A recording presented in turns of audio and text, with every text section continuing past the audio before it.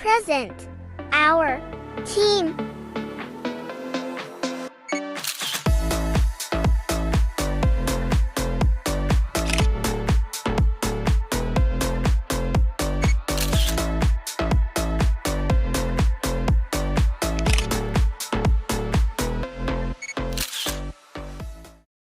Halo, kami dari kelompok 4. Kami di sini sedang berada di salah satu daya tarik wisata yang ada di Surabaya, yakni Taman Surabaya. Taman Surabaya Kenjeran merupakan salah satu tempat rekreasi yang populer di Surabaya. Sejarahnya berawal dari upaya pemerintah setempat untuk mengembangkan area Pantai Kenjeran menjadi destinasi wisata yang menarik.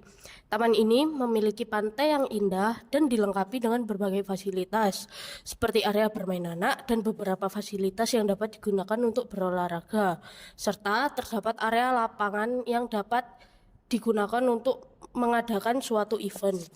Ini kami akan melakukan analisis SWOT pada Taman Surabaya Kenjeran. Sebelumnya, mari kita ketahui dulu apa itu analisis SWOT. Analisis SWOT adalah sebuah metode strategis yang digunakan untuk mengevaluasi faktor-faktor internal dan eksternal yang mempengaruhi suatu organisasi, proyek, produk, atau dalam konteks ini, Taman Surabaya. Singkatan SWOT sendiri merujuk pada strength, kekuatan, weakness, kelemahan, opportunities, peluang, dan threats, ancaman. Kekuatan dan kelemahan merujuk pada faktor internal seperti keahlian khusus, sumber daya, atau keterbatasan yang dimiliki oleh suatu entitas. Peluang dan ancaman merujuk pada faktor eksternal seperti tren pasar, perubahan regulasi, atau persaingan yang dapat mempengaruhi entitas tersebut. Analisis SWOT membantu dalam menyusun strategi dengan memanfaatkan kekuatan dan peluang sambil mengurangi dampak kelemahan dan ancaman yang mungkin dihadapi. Ini merupakan alat yang berguna untuk perencanaan bisnis, pengembangan proyek, atau evaluasi dalam konteks manajemen strategis. Analisis SWOT untuk Taman Surabaya bisa terlihat seperti ini. Yang pertama, ada strength atau kekuatan. Yang pertama, terdapat lokasi strategis yang mudah diakses oleh penduduk lokal dan juga wisatawan. Yang kedua, beragam fasilitas seperti area bermain anak, jogging track, dan area rekreasi.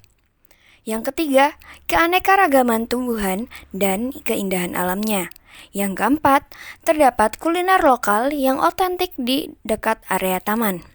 Lalu, yang kedua, terdapat weakness atau kelemahan. Yang pertama, kemungkinan kurangnya perawatan atau pemeliharaan fasilitas.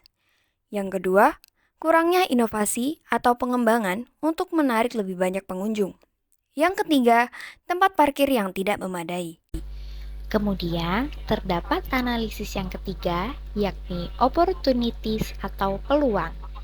Pertama, adanya potensi untuk meningkatkan promosi dan pemasaran untuk menarik wisatawan lebih banyak. Kedua, berkolaborasi dengan bisnis lokal sehingga dapat meningkatkan ekosistem pariwisata secara keseluruhan. Ketiga, mengembangkan fasilitas atau acara khusus untuk menarik lebih banyak pengunjung. Yang keempat atau yang terakhir, terdapat threats atau ancaman. Yang pertama, adanya persaingan dari tempat rekreasi atau taman lain di Surabaya. Kedua, risiko adanya perubahan kebijakan pemerintah yang dapat mempengaruhi operasional taman. Yang ketiga, rentan terhadap bencana alam yang dapat memengaruhi jumlah pengunjung dan infrastruktur. Mau tahu gimana suasana di Taman Surabaya? Yuk kita lihat.